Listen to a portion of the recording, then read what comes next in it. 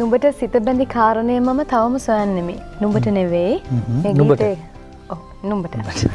ගීතය ගැන ඇත්තම කිව්වේ මේ සමහර වෙලාවට හිතනවා මේ ගීත තුළ තියෙන සමහර පදපේදී කොයිතරම් දුරට අපිව කලඹනවද සසල කරනවද සමහර වෙලාවට ඒ සමහර පද හැමදාම මතකයේ තියෙනවනේ අපි ඉස්කෝලේ යන කාලෙත් තිබුණා පස්සේ අපේ අම්මලා තාත්තලා තරුණ කාලෙත් සමහර ගීත තියෙනවා ඉතින් හරිම මිහිරි හරිම මියුරුයි කෙසේ වෙතත් මේ විදිහට මේ දැන් ওই ගීතයෙන්ම අපි ආරම්භයක් ගත්තොත් මේ කතාවට හිත ගැනනේ කියන්නේ ඇත්තටම හිත සතුටින් සැහැල්ලුවෙන් තියෙන තැනකදී අපිට අපේ වටපිටාවේ තියෙන සියලුම දේ හොඳින් කරගෙන ඇත්තටම සතුටින් ඉන්න පුළුවන්. හැබැයි හිත අවුල් නම් හැම දෙයක්ම වගේ අවුල් වෙනවාමයි. ඒක එහෙමයි. ඒ නිසා හිත සංසුන් කරගෙන හිත සතුටින් ඉන්න අපිට ලොකුවට බලපෑමක් කරනවා අපේ නිරෝගීකම. මොකද එහෙම කියන්නේ අපි ලෙඩ වුණාම අපේ ගතට විතරක් නෙමෙයි ගතිය ලෙඩක් නම් අපේ ඒක හිතටත් දැනෙනවා. එතකොට අපි ටිකක් කලබල වෙනවා. අපේ විතරක් නෙවෙයි අපේ පවුලේ ඉන්නවා නම් එහෙම අසනීප කෙනෙක් හිතට හරි වදයක් තියෙනවා. විශේෂයෙන්ම මේ බෙහෙත් දීලා ඉක්මනට සුව කරගන්න විදිහ නෙවෙයි. අර ජාන වලින් ආපු හරි එහෙම නැත්නම් කාලාන්තරයක් තිස්සේ තියෙන ලෙඩකින් දුක් විඳින දරුවෙක් ඉන්නවා නම් ගෙදර ඒක නම් හිතට හරිම බරක්. ඒ නිසා මෙහෙම බරක් තියාගෙන තවත් ජීවත් වෙන්න ඕනේද අපි? නැහැ. සමහර කාරණා අපිට ඉක්මනටම තේරුම් ගත්තයින් පස්සේ පුළුවන් යම්කිසි විදිහකට निराකරණය කරගන්න. අපේ බලාපොරොත්තුවත් අද බෞද්ධ චිකිත්සක ක්‍රම ඔස්සේ එහෙම නිරෝගීකමක් ගැන කතා කරන්නයි. සුපුරුදු විදිහට අද දවසේත් අපිත් එක්ක එකතු වෙනවා කොළඹ රිජ්ජාරියාල අමාරුහලේ ප්‍රධාන බෞද්ධ චිකිත්සක ආචාර්ය ජාලි උඩුවැල්ල මහත්මයා. ආයුබෝවන් ඔබතුමන්ට. ආයුබෝවන්. දැන් අපි පාරමිත සඳහන් කළ ආකාරයටම පුංචි දරුවෙක් අසනීප වුණොත් ඒක අම්මලා තාත්තලා විතරක් නෙවෙයි වටපිටාවින් හැමෝටම හිතට වදයක්. ඒ වගේම තමයි දැන් පුංචි දරුවෙක් අසනීප වෙනවා කියන කාරණාව තුළ අපි ඊට කලින් ඒ ගැන දැනුවත් වීමකින් ඉන්නවනම් පුංචි දරුවා ගැන හොඳ අවධානයෙන් ඉන්නවනම් අපිට පුළුවන් වෙනවා එහෙම තත්ත්වයකටපත් නොකරගෙන දරුවා හැමදාමත් නිරෝගීව තියන්න. මේ අද දවසේ කතා කරන්න බලාපොරොත්තු වෙන්නේ ඔබේ අවධානය දරුවා කෙරෙහි වැඩි වශයෙන් යොමු කරගත්තොත් අපිට අවධානයෙන් ගැලවෙන්න පුළුවන් රෝගයක් පිළිබඳවයි අද කතා කරන්න සූදානම් වෙන්නේ. අපි ඒ ගැන පැහැදිලි කරමු ජාලි මහත්මයා. ඔව් ඩිලන්. අද අපි තෝරගත්ත කතා කරන්න මේ සාමාන්‍ය මේ හොඳට හිටන නිරෝගීව හිටපු දරුවන්ට මේක විශේෂයෙන් හැදෙන්නේ මේ අවුරුදු 3කට විතර පස්සේ මතුවෙන රෝගයක්. විශේෂයෙන් අපි අද තෝරගත්තේ මයෝපති කියන රෝගය ගැන කතා කරන්න. මේක හුඟක් වෙලාට මේ මයෝපතිත් වර්ග කීපයක් තියෙනවා. අද අපි හිතුවා ඩුසේන් වර්ගයේ මයෝපති කියන එක තෝරගත්තා. ඒ කියන්නේ ඩුසේන් මස්කියුලර් ඩිස්ට්‍රොෆි කියලා අපි කියන්නේ. දැන් ඇත්තටම ජාලිය මහත්මයා අපිට මයෝපති කියන රෝගී තත්ත්වය තේරෙන්නෙත් නැහැ. ඒකේ තියෙන ඔය අතුරු කතාව තේරෙන්නෙත් නැහැ. ඒ නිසා මට හිතෙනවා මුල්ම පැහැදිලි කිරීම විදිහට ඇත්තටම මොකද්ද මේ මයෝපති කියන්නේ? ඔව් මයෝපති කියන්නේ මේ මාංශ පේශියේ තියෙන බලය නැති වෙන යනවා. දැන් අපි දන්නවනේ පේශියකින් අපි මේ චලනයන් සිද්ධ කරන්නේ අපේ සන්ධි වැඩ කරන්නේ ශරීර කෝඩුව තියාගෙන ඉන්නේ කෙලිය ඍජුව තියාගෙන මේ පේශිවල තියෙන බලය නැති වෙනවා. දැන් මේ අර පේශි ටිකක් ගොඩක් පේශි හීනි වෙලා යනවා. හැබැයි විශේෂයෙන් සමහරත් තැන්වල පේශි විශේෂයෙන් අර කාෆ් එක අපි අර බත් කෙන්ද පේශිය දිහා බලන්න මේ වම් අත පැත්තේ තියෙන ඡායාරූපේ ටිකක් විශාලත්වයක් පෙන්නනවා. ඒ නිකන් අර මේ හොඳට හැදිච්ච මාංශ පේශියක් වගේ පේනවා. අපි ඒකට කියන්නේ සූඩෝ හයිපර්ට්‍රොෆි කියලා. ඒ කියන්නේ ව්‍යාජ විශාලත්වයක් ඒ පෙන්වන්නේ. ඒකේ මාංශ පේශිය ලොකුවට පෙවුනට ඒකේ බලයක් නැහැ. එයා හරි අමාරුවෙන් මේ පේශියේ කාර්ය කරන්නේ. හරිම දුර්වල පේශියක් ඒ තියෙන්නේ. හැබැයි දැන් සාමාන්‍යයෙන් අපි පිළිගත්ත ක්‍රමය තමයි පේශියක් එහෙම බල්ක් එක ලස්සනට පේනකොට ඒ පේශිය ගොඩක් ශක්තිමත් පේශියක් විදිහට තමයි බොහෝ දුරට හැම වෙලාවෙම අපේ සමාජයේ තියෙන මෙතනදී මේ පෙන්වන්නේ සූඩෝ ව්‍යාජ තත්වයක්. එතකොට මේ පේශිවල තියෙනවා මේක වෛද්‍යවරු රෝග විනිශ්චය කරගන්නේ මේකේ අපි සාමාන්‍ය මාංශ පේශි සෛලවල තියෙන සාන්ද්‍රණයක් තියෙනවා ක්‍රියටින් ෆොස්ෆොකයිනේස් කියන සංයෝගය. මේ සංයෝගය අසාමාන්‍ය ලෙස වැඩිවීම තමයි මේ මයෝපති රෝගෙදි වෙන්නේ. මේක වැඩි වෙන හේතු තාම සොයාගෙන නැහැ. ඒක හින්දා මේකට රෝගයට තාම බෙහෙතකුත් සොයාගෙන නැහැ. මේකෙදී මේ CP කියලා ඒ කියන්නේ ක්‍රියටින් ෆොස්ෆොකයිනස් සාන්ද්‍රණය වැඩි වෙන හින්දා තමයි මේ මාංශ පේශි වල බලය නැතු යන්නේ. එතකොට මේක මාංශ පේශි බයොප්සි කරලා හොයාගන්න පුළුවන්. තව තියෙනවා EMG කියලා පරීක්ෂණයක් ඉලෙක්ට්‍රෝමයෝග්‍රැෆි කියලා. ඒකෙනුත් අර නර්ව් කන්ඩක්ෂන් ඒවා බලලා මයෝපති කියන එක රෝග විනිශ්චය කරගන්නවා වෛද්‍යවරු විසින්. අපි මෙහෙම කරමු. දැන් ඡායාරූපත් තියෙන නිසා අප සතුව මේ අපි කතා කරන කාරණේ සම්බන්ධයෙන් ඒ ඡායාරූප වලට යමු. එතකොට ඒවා දකින අතරේ අපිට පුළුවන් මේ කතාව ඉදිරියට ගෙනියන්න. ඔව්. දැන් මෙන්න මෙතන හරිම වැදගත් රෝගී අඳුන ගන්න ඉක්මනින්ම ගෙදර කෙනෙකුට උනත් හිතා ගන්න පුළුවන් දරුවෙක් සාමාන්‍ය බිම ඉඳගෙන දරුවෙක් නැගිටින්නේ මෙන්න මේ පෙන්නන විදියට. ඒ කියන්නේ දරුවාට ඍජුවම මේ කඳ ඉහළට ඔසවා ගන්න බෑ ගුරුත්වාකර්ෂණයට ඉහළට. මේ දරුවා මේ පෙන්නන විදියට දන ගාන වගේ ඉඳලා ඊට පස්සේ අර පෙන්නන වගේ අත් දෙක බිමට තියලා ක්‍රමක්‍රමයෙන් අත් දෙක පාදයේ දෙසට ගෙනත් පාදයේ අල්ලගෙන තුන්වෙනි ඡායාරූපයේ දකුණු අත පස්සේ තියෙන ඡායාරූපයෙන් පෙන්වන්නේ පාදයේ අල්ලගෙන පාදයේ දිගේ අත් දෙක රූටගෙන උඩට එනවා අත් දෙකේ ශක්තියෙන් කොන්ද ඉහළට ඔසවගන්නේ පාදයට බර කරගෙන. මේකට අපි කියන්නේ ගවන් සයින් කියලා. මේක මයෝපති වල දක්ෂණ පෙන්වන්න පුළුවන් මේ ප්‍රධාන ලක්ෂණයක්. මේක දැන් අපි දකිනවා සමහර වෙලාවට ගොඩක් වෙලා ඉඳගෙන හිටියම් වැඩි හිටියොත් ඕම නැගිටලා හැබැයි ඒක මේ කාණ්ඩයට අයිති වෙන්නේ නැහැ. ඔව් ඒක මේ කාණ්ඩයට අයිති වෙන්නේ නැහැ. හුඟක් වෙලාවට ඔය ඔස්ටියෝආතරයිටිස් තියෙන අය එහෙම මේ කඳ බර වැඩි අය එහෙම වෙනවා. මේ පෙන්වන්නේ තර ඉස්සෙල්ලා පෙන්නපර සූඩෝ හයිපර්ට්‍රොෆි තත්ත්වයක් මේ පෙන්වන්නේ එතන කාෆ් මසල් එක බල්ක් එකක් වගේ පේනවා. මේ වගේ අර අත්ල පේශීම ටිකක් දිය වෙලා වගේ යනවා. හීනි වෙනවා අර පෙන්වන්නේ අර මේ පපුව ප්‍රදේශයේ අර ඉහළ කොටසේ පේශීම හීනි වෙලා යනවා. අර තියෙන ක්ලැවිකල් ඒවා පේන්න ගන්නවා. මතුවෙන ඔය අස්ති ප්‍රොමිනන්ට් වෙලා පේනවා.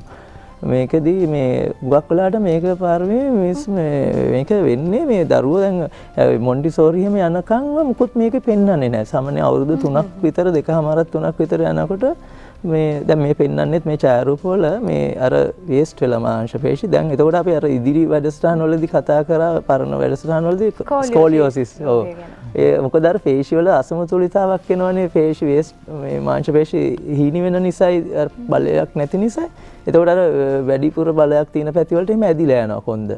එතකොට මේ ද්විතීයිකව මේ ස්කෝලියෝසිස් වගේ තත්ත්ව මේ මයෝපතියට තියෙනවා. කොද්ද ඇද වෙනවා අස්ථි කුඩුව පවත්වාගෙන යන්න බෑ ද්විතීයිකව ඒ වගේ ලෙඩ රෝග එනවා.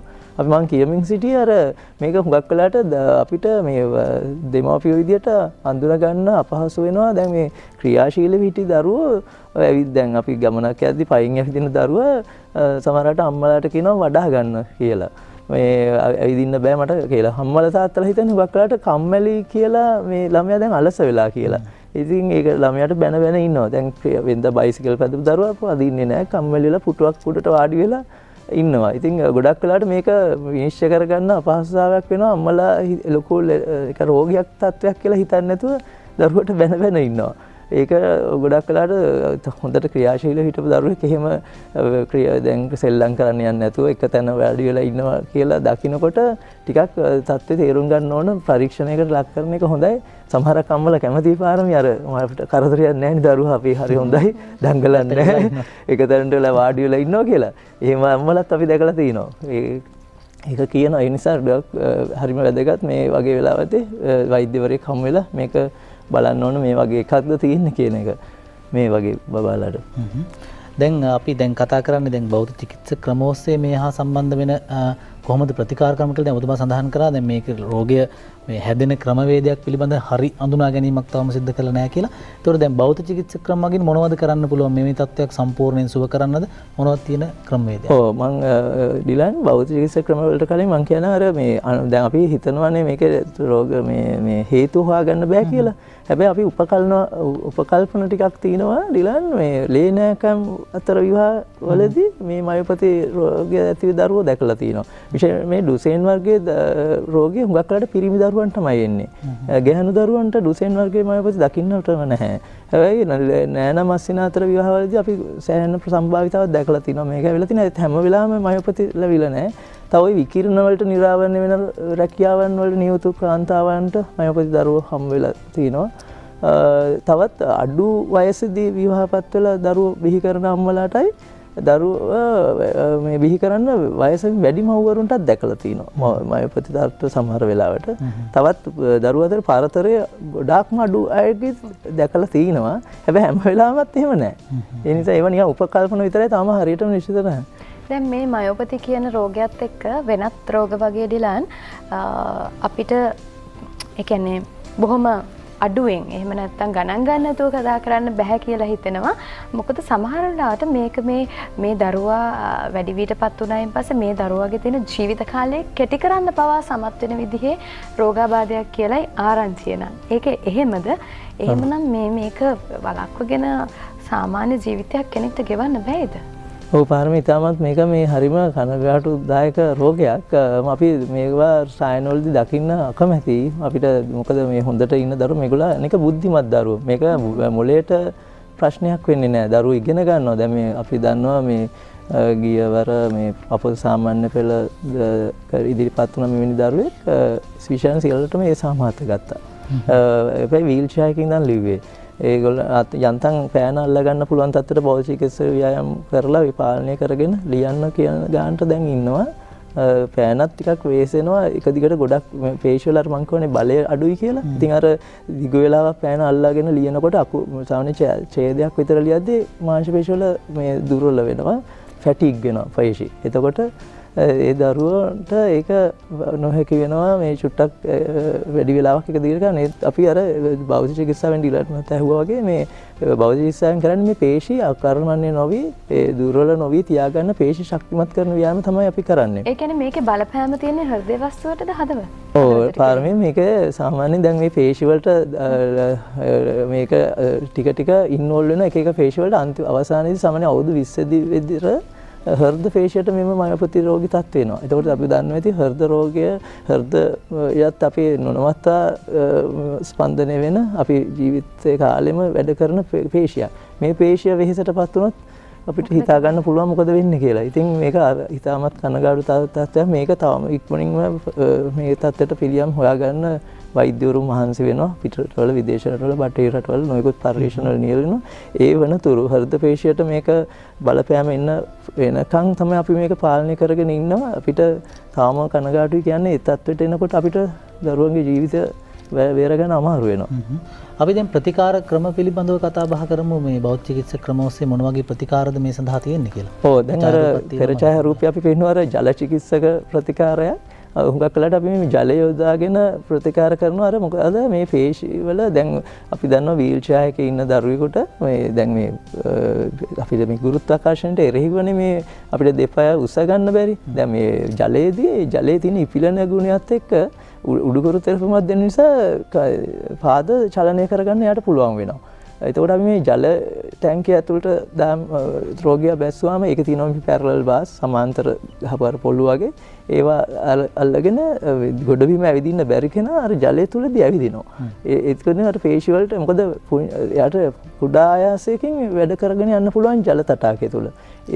අපි පටන් ගන්නේ අපි දැන් අපේ රිජ්‍යාරය ළමාරුහුලේ නම් ජල චිකිත්සක ප්‍රතිකාර තියෙනවා. ලංකාවේම එකම තැන රජයේ රෝහලක ජල චිකිත්සාවෙන් දැන් මේ පෙන්වන්නේ ඒගොල්ලන්ට මේ ජලය යොදාගෙන කරන ප්‍රතිකාර. ඒගොල්ලන්ට ජලය තුලදී ගොඩක් ක්‍රියාකාරකම් කරන්න පුළුවන්. ජලයේ තියෙන උඩුගොර තෙරමයි පේශියට වැඩිපුර බලයක් යොදාගන්නේ නැතුව අපිට පුළුවන් චලනය යොදව ගන්න. අපි තියෙනවා සාමාන්‍යයෙන් මයෝපති අයගේ පේශි වල වර්ගීකරණයක්. ඒ කියන්නේ තියෙනවා සාමාන්‍යයෙන් ඒ වර්ගීකරණය බලලා තමයි අපි ජල චිකිත්සාවටත් දාන්නේ. සාමාන්‍යයෙන් අපි මම ටිකක් කෙටියෙන් පැහැදිලි කරොත් ඒ ග්‍රේඩින් සිස්ටම් එකේ ග්‍රේඩ් 0 කියන්නේ පේශියක කන්ට්‍රැක්ෂන් එකක් වෙන්නෙම නැහැ. සංකෝචනයක් ඇත්තෙම නැහැ. ග්‍රේඩ් 1 කියන්නේ නිකන් අපි අතක් නවන්න හදනකොට ඒ චලනය සිද්ධ වෙන්නේ පේශිය නිකන් සංකෝචනය වෙනවා ෆීල් වෙනවා. මේ දැනෙනවා. හැබැයි පේශිය චලනයක් සිද්ධ වෙන්නේ නැහැ. සංකෝචනය විතරයි. එතකොට ග්‍රේඩ් 2 වලදී පොළොවට සමාන්තර තලයක චලනය කරන්න පුළුවන්. හැබැයි පොළොවට එරෙහිව ඉහළට චලනය කරන්න බෑ.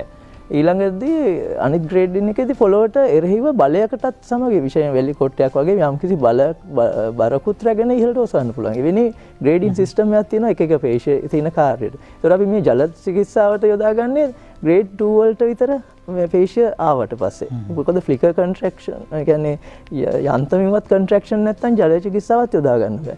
අපි ඒ තරමට වෙනකන් තියාගන්නේ නැහැ. භෞතික චිකිත්සාවේදී ශක්තිජනක ව්‍යායාම කරනවා. දැන් සාමාන්‍ය ඇඳේදිත් කරන්න පුළුවන්, වීල් චෙයාර් එකෙදිත් කරන්න පුළුවන්. එක එක පේශි වලට මේ පෙන්වන්නේ අර බෝබාත් බෝල් එක අපි ෆිසියෝ බෝල් කියලා කියනවා. මේක යොදාගෙන එවැනි දරුවන්ට පේශි දුර්වල නොවී තියාගන්න හරියට එදිනදා කෑම වේල වගේ අනිවාර්යයෙන්ම කර යුතුයි මේ දරුවන්ගේ දිනචරියාවට මේ ව්‍යායාම. ඒක කෑම වේල මිස් වුණත් ව්‍යායාම නම් මිස් කරන්න හොඳ නැහැ. ව්‍යායාම මිස් වුණොත් එයා එක්තැන් වෙනවා. ඒකයි මේකෙදි හරිම වැදගත්. තව මට වැදගත්ම දෙයක් කියන්න ඕන පාරමී මේගොල්ලන්ගේ දැන් ශ්වසන පේශි දුර්වල වෙනවා. ශ්වසන පේශි අපි දන්නවා ඉහළට හුස්ම ගන්නවා පහළ දානවා මේ අන්තර්කශරුක මේ අන්තර්පාර්ශ්වික පේශි වලින් අපි මේ සංකෝචනය කරන්නේ මේ පෙනහළු පෙනහළු ක්‍රියා කරන පේශි දුර්වල වෙනවා. එතකොට අර පෙනහල් වල ෆන්ක්ෂන් අඩු වෙනවා. දැන් තියෙනවා අපි ඉහළට හුස්මක් ගන්නකොට තියෙන පෙනහල් වල තියෙනවා මේ ලං ෆන්ක්ෂන් ටෙස්ට් කියලා බලනවා. ඒ කියන්නේ තියෙනවා අපි වයිටල් කැපැසිටි, ටයිඩල් වොලියුම් එහෙම තියෙනවා එක මෙෂර්මන්ට්ස් වගේ. ඒ මෙෂර්මන්ට්ස් ඔක්කොම මේගොල්ලන්ගේ අඩු වෙනවා. ඒවා අපි පෙනහල්ල නිරෝගීව තියාගන්න ශ්වසන ව්‍යායාම මේගොල්ලන්ට ගොඩක් කරන්න ඕනේ. ශ්වසන පේශියක් කර්මන්නේ නොවි තියාගන්න. භෞතික චිකිත්සාවේදී මේ ශ්වසන අපි වෙලාව මතක් කරගෙන ඉමු. වෙලාව මතක් කරගෙන නැවත ඔබ මුණ ගැහෙනවා. එදා විශ්‍රාම දිවියට ඔබට කීයක් ඕන වෙයිද? සිලින්කෝ ලයිෆ්. හොඳයි අපි නැවත අපේ කතා බහට යොමු වෙනවා. භෞතික චිකිත්සක ක්‍රම ඔස්සේ නිරෝගී සුවය කැඳවන විදිහ ගැන තමයි අපි හැම සිකුරාදාම වගේ උදෑසන වරුවේ මුණ ගැහුනහම ඒ මුණ ගැහිමේදී අපි කතා බහ කරන්නේ. මයෝපති කියන රෝගී තත්ත්වය පිළිබඳ කතා කරමින් හිටියේ. දැන් බොහෝ දේවල් කතා කරා. මේකට තියෙන මේ විසඳුම් ප්‍රතිකාර ක්‍රම භෞතික චිකිත්සක ප්‍රතිකාර ක්‍රම ගැනත් කතා කරමින් උන්නේ. දැන් ඔබතුමාගෙන් දැනගන්න කැමති ඇත්තටම මෙහෙම මෙවැනි රෝගී තත්ත්වයක් තියෙන මයෝපති වගේ රෝගී තත්ත්වයක් තියෙන දරුවෙක්ට ඒ දරුවා වැඩිහිටි වුණායින් පස්සෙත් ඒ වගේම ඒ දරුවගේ ජීවිත කාලය පුරාම දෛනිකව මෙලෙස ව්‍යායාම කළ යුතුද? එක තැනකින් පස්සේ මේ ව්‍යායාම අතහැරිය හැකිද? හරිම වැදගත් පාරමී මේක දෛනිකව ජීවිත කාලය තුලම ව්‍යායාම කරන්න ඕනේ. එක දවසක්වත් සාමාන්‍ය උණ ගැනුණා වුණත් අපි කියන්නේ ව්‍යායාම කරන්න ඕන කියලා. දවස් 2-3ක් ව්‍යායාම නොකර හිටිය ගමන්ම මේව අර තිබ්බ පේශි වල අර බලය අඩු වෙලා යනවා. එක දවසක් එයා නිකන් හිටියොත්. අපි දැන් ඇඩ්වයිස් කරනවා විශේෂයෙන් උණ තිබුණා වුණත් අර පේශි සංකෝචනීකරණ ක්‍රම තියෙනවා. ඒක ඇඟපත රිදෙනවා වුණත් වෙන අසනීපයක් ආවා වුණත් අපි කරන්න කියලා කියනවා. මොකද එක දවසක්වත් මිස් වෙන්න හොඳ නැහැ. මේකෙත් දැනට සොයාගෙන තියෙන්නේ ව්‍යායාම වලින්ම භෞතික චිකිත්සා ව්‍යායාම වලින්ම මේක පාලනය කරන් ඉන්න රෝගී තත්ත්වයක් තමයි දැනට සොයන් තියෙන ඖෂධයක් නැහැ. එහෙම මේ රෝගීන් ඔබට මුණ ගැහිලා තියෙනවද? දැන් ඔබට තියෙන නිසා අත්දැකීම් සහ සෑහෙන කාලයක් පුරා භෞතික චිකිත්සක ක්‍රම සොයාගන්න ඒවා ක්‍රියාත්මක කරන්න උනන්දු වුණු කෙනෙක් විදිහට මෙහෙම දරුවෝ දැකලා තියෙනවද? දැන් වැඩිහිටි වෙලත් සාමාන්‍ය විදිහට ජීවත් වෙනා ඉන්නවද ව්‍යායාම කරගනිමින්? ඔව් දැන් අපේ ළමා රෝහලට සාමාන්‍ය වසරකට 25ක් විතර රෝගීන් සංඛ්‍යාවක් නව ලියාපදිංචි විදිහට එනවා. මේ ඩුසෙන් වර්ගයේ මයෝපති රෝගය ඉන්නවා. ඒ කියන්නේ 20ත් 25ත් අතර සංඛ්‍යාවක් අලුත් ලියාපදිංචි ඉන්නවා. ඒතර පරණ රෝගීන් සමග සැලකුතු ප්‍රමාණයක් අපේ සායන වලට එනවා. හැබැයි පාරමේ කියන්න කනගාටුයි මේ තව ටිකක් ඒ කියන්නේ වයස 20න් එහා දරුවෝ දැන් දැක ගන්න නැහැ. ඉතින් අපි ඒ ගැන නිතරම අපි මේ හරිම අපි දුකින් ඉන්නේ ඒ වගේ දරුවෙක් දකිද්දී අපි පුළුවන් තරම් ඒගොල්ලන්ගේ මානසික තත්ත්වය හදන්න භෞතික චිකිත්සක ව්‍යායාම වලට අමතරව විශේෂයෙන් දෙමව්පියන් සනසන්න කවුන්සලින් ඒවත් කරන්න ඕනේ. දෙමව්පියන්ට මේක තේරුම් කරන්න ඕනේ. එතකොට ඒ ඉන්න ටික යා හොඳට අනික අර මං ඉස්සෙල්ලා වගේ බුද්ධිමත් දරුවෝ අපි එතකොට දැන් ඉස්කෝලේ යන්නත් වෙදියක් නෑ අර වීල් චෙයාර් එකට උනාම. එතකොට සමහරවිට ගෙදරට ගෙනල්ලා මේ උගන්වන ක්‍රම තියෙනවා. සමහරු කොහොම හරි ඉස්කෝලේට අරන් ගිහින් තියෙනවා. කොහොම හරි ඉන්නකන් ඒගොල්ලෝ හොඳට ඉගෙනත් ගන්නවා. අර හෘද පේශයට මේක ඉන්වෝල්ව් වෙනකොට තමයි ජීවිතයට තර්ජන එන්නේ. අපිට අර කියන්න ඕන අර දැන් හෘද පේශයට වගේම මම කියවනේ අර පෙනහල්ලේ ශ්වසන එකත් ඒතර ශ්වසන පේශිත නිතර තියාගන්න ඕන. පෙනහළු තව එකක්. ඒ කියන්නේ නියුමෝනියා වෙන තත්ත්වවලින් හෘද පේශයට එන්න ප්‍රථමයෙන්ම සමහරවිට ජීවිතය නැති වෙනවා. මොකද මේගොල්ලන්ගේ කැස්ස දැන් අපි දන්නවා කහිනවා කියන එකත් මේ අපි මාංශ පේශි සංකෝචනයෙන් සිද්ධ වෙන්නේ මේගොල්ලන්ගේ කැස්ස ඉන්නෙත් නෑ හරියට. දැන් අපි දන්නවා ශ්‍රාවයන් ටිකක් පෙනහළු වලට ආවම හරි පිට දෙයක් පෙනහල්ලට ගියොත් වතුර ගුරක් හරි ඒවා යන්න අපේ ස්වභාව ධර්මයෙන් කැස්ස ඇති කරනවා. ඒක වැකුම් කිරිල්ලක් වෙන්නේ ශ්වසන පේශි සංකෝචනය කරලා ඒක එළියට යවනවා. මේ සිද්ධිය පවා වෙන්නේ නැහැ අර ශ්වසන පේශි දුර්වල වුණොත්. එතකොට හැදෙන වෛරස් එකක් බැක්ටීරියාවක් එකක් ගිහිල්ලා පෙනහළු ආසාදනය වුණොත් හැදෙන ශ්‍රාවයන් යවා ගන්න බෑ. එතකොට ශ්‍රාවයන් එකතු වෙන නිසා නියුමෝනියා තත්ත්ව එනවා පෙනහළු වල. එතකොට ඔක්සිජන් සාන්ද්‍රණය නැති වෙලා ඔක්සිජන් සැචුරේෂන් නැති වෙලා ජීවිතේ නැති වෙනවා. වෙන තත්ත්වවලට මුහුණ දෙන්න අවස්ථා අපි ගොඩක් දැකලා තියෙනවා මයෝපතිය. ඒ නිසා මේක නරඹනයි දරුවෙක් ඉන්නවනම් මයෝපති අනිවාර්යයෙන්ම ශ්වසන ව්‍යායාම කරන්න ඕන. විශේෂයෙන් ගෙදර කෙනෙකුට හරි ශ්වසන ආබාධයක් තිබ්බොත් මේ දරුවා ළඟට ටිකක් නොයා ඉන්න පුළුවන් නම් හොඳයි. නැත්නම් මාස්ක් එකක් දාන්න පුළුවන් අම්මා තාත්තට නම් ඉතින් නොයා ඉන්න බැරි වෙනවා. දරුවා පුළුවන් තරම් මේ ශ්වසන ආබාධ වලින් වළක්ව ගන්න ඕන. ඒ වගේම ඒගොල්ලන්ට ශ්වසන පේශි ශක්තිමත් කරවන්න ඕන, හුස්ම ගැඹුරට ගන්න කියන්න ඕන, හුස්ම දරාගෙන ඉඳලා ටිකක් වෙලා හුස්ම කටින් පිට කරන්න. මේ විශේෂිත හුස්ම ගන්න ව්‍යායාම ගණනාවක් බහුල චිකිත්සාවේ උගන්වනවා. ඒ කියන්නේ දැන් අපේ පෙනහල් වල තියෙනවා මේ එක දැන් උදාහරණ විදිහට කෙටියෙන් කිව්වොත් පෙනහල්ල මේ තල 3ක් ඔස්සේ ධාරිතාව වැඩි කරගන්නවා. එකක් පැත්තට, එකක් අපේ ඉදිරියටයි පහසුපසටයි, අනිත් එක ඒ කියන්නේ මහා ප්‍රාචීරය පහත් කරලා පෙනහල්ලේ වොලියුම් එක වැඩි කරගන්නවා. ඒ කියන්නේ ඇබ්ඩොමිනල් බ්‍රීදින් කියලා තියෙනවා. low coastal breathing, upper coastal breathing, එතකොට apical breathing. මේ breathing types තුනම ශ්වසන, ඒ කියන්නේ අපි උදාහරණයක් විදිහට අපි පපුවට අත තියලා කියනවා අපි අත් දෙක තල්ලු වෙන්න හුස්ම ගන්න කියලා දරුවට. එතකොට ඒක apical breathing වැඩි කරනවා. පැත්තට අත් දෙක තියලා පැත්තෙන් හුස්ම ගන්න කියනවා. බඩට අත තියලා බඩ තල්ලු වෙන්න හුස්ම ගන්න කියනවා. එවැනි ක්‍රම වලින් අර abdominal breathing හැම breathing type එකම වැඩි කරනවා, පේශි ශක්තිමත් කරනවා. එතකොට පෙනහල නිරෝගී තියාගතයි. අපි මේ කියපු කාරණා තුළ පැහැදිලිවම වෙනවා මේ ව්‍යායාම නිසි ආකාරයෙන් කිරීමෙන් මේ தත්ත්වය සෑහෙන දුරකට පාලනය කරගන්න පුළුවන්. හෘද පේශි වලට ඒ වගේම මේ වෙනහල්ලට මේ தත්ත්වය මතුවෙන්නට තියෙන කාල වේලාව වැඩි කරගන්න පුළුවන්. වැඩි කාලයක් මේ ව්‍යායාමත් එක්ක එකතු වුණොත් ඒ ගැන අපි මතක් කරනවා. ඒ වගේම පාරමී තව දෙයක් තමයි මෙතුමන් සඳහන් කරා 25 දිනක් විතර වගේ අවුරුද්දකට රිජ්ජාරය ළමාරෝහලට මේක වාර්තා වෙනවා. ඒ වගේම ලංකාව පුරාම මෙවැනි තත්ත්වයන් තියෙන්නට පුළුවන්. ඒ නිසා අපි අම්මලා තාත්තලාගෙන් ඉල්ලා සිටිනවා හොඳට ඉන්න දරුවෙක් අවුරුදු 3ක් විතර වෙනකොට මේ වගේ තත්ත්වයකට පත් වෙද්දී සමහරට ඔබ හිතන්නට පුළුවන් මේක කවුරු හරි මොන හරි කරලා දොහම දෙවලුත් තියෙනවනේ. මේ හොඳට හිටපු ළමයා. ඒ වගේම ඩිලන් සමහර වෙලාවට දැන් ළමයිගේ ක්‍රියාකාරීත්වය සාමාන්‍ය විදිහට වඩා වෙනස් වුණාම අපි කරන්නේ එක්ක ළමයින්ට බලින එක. එහෙම නැත්නම් ඇයි මේ මගේ ඇඟට එන්නේ, ඇයි වද දෙන්නේ, ඇයි මෙහෙම වඩා ගන්න කියන්නේ එහෙම කියලා කියනවා. හැබැයි සමහර වෙලාවට ඒවත් එක්ක බැඳිච්ච හරි දුක හිතෙන කාරණා තියෙන්න පුළුවන්. ඒ නිසා පොඩ්ඩක් සංවේදී වෙන්න ඕනේ ඔබත්. අපි හැමදෙනාමත් වැඩි හිටියෝ විදිහට ගුරුවරු වෙනමම, මොකද ගුරුවරු නිසා ජීවිත බේර දුන්නු අවස්ථා තියෙනවා. ගුරුවරු මේ ඒ ආගේ හොඳ අධීක්ෂණය නිසා. ඉතින් මේ හැමදේම පොදුවේ අපි වැඩි හිටියන්ට මතක් කරමින් තමයි අද දවසේ මේ කතා බහ නිම කරන්නේ.